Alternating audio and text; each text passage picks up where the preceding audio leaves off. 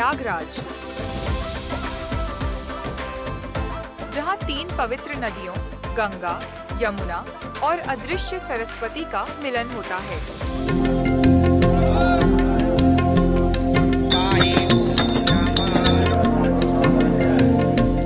यहाँ की हवाओं में आज एक अलग ही गूंज है।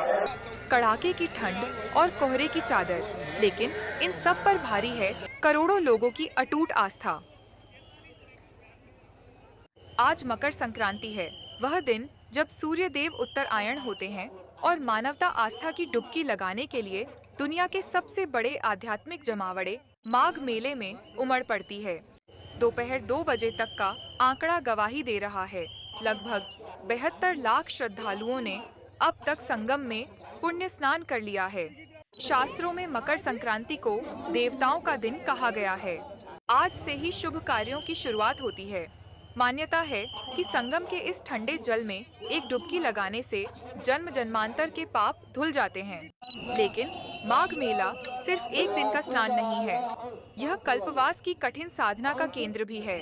800 हेक्टेयर में बसे इस अस्थायी शहर में करीब 25 लाख कल्पवासी एक महीने तक जमीन पर सोकर, सात्विक भोजन कर और ईश्वर की भक्ति में लीन रहकर अपना समय व्यतीत करते हैं।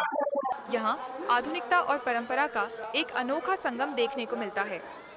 इतने बड़े जन सैलाब को संभालना प्रशासन के लिए किसी अग्नि परीक्षा से कम नहीं है।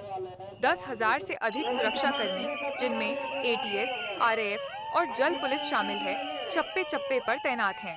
आसमान से ड्रोन नजर रख रहे हैं, तो पानी में एनडीआरएफ की मोटर बोट्स किसी भी आपात स्थिति के लिए मुस्तैद हैं। शहर के स्कूल बंद कर दिए गए हैं और यातायात को कई किलोमीटर पहले ही डाइवर्ट कर दिया गया है, ताकि भक्तों की राह में कोई बाधा न आए।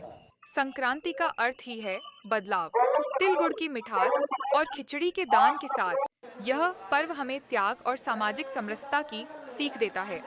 प्रयागराज की इस रेती पर अमीर गरीब, राजा रंग सब एक समान हैं, सब माँ गंगे की संतान हैं। शाम ढल रही है, लेकिन संगम पर भक्तों का तांता कम नहीं हुआ है।